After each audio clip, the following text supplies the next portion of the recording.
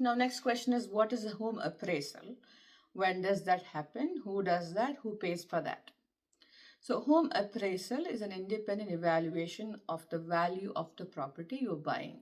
So, appraisal is usually conducted right after you get under contract.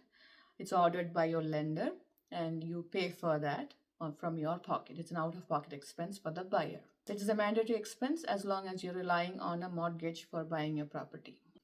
Appraisal is usually conducted because the bank wants to evaluate the value of the property you are purchasing, because the amount of loan is tied to the value of the property.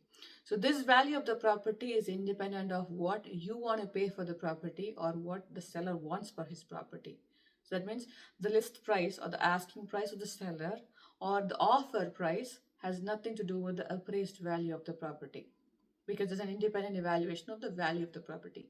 So this is done right after you get under contract, and preferably after you're done with your inspection, because in case you want to pull out of the deal after inspection, it's better to save the appraisal to happen after the inspection, because you can save that appraisal money in that in case you don't want to go ahead with the deal.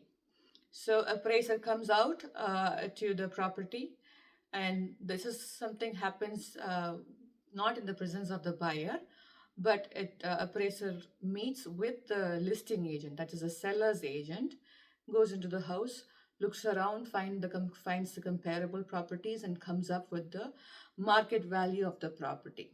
Let's say down payment is 10% and you're relying 90% mortgage for completing the purchase.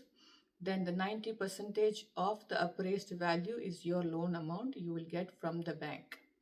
That's why appraisal is an important step in the home buying process, because once you're getting under contract, you go through the inspection, you can negotiate the price based on the inspection findings. And the next stage where you can have a negotiation is when you have an appraiser come in and does the appraisal.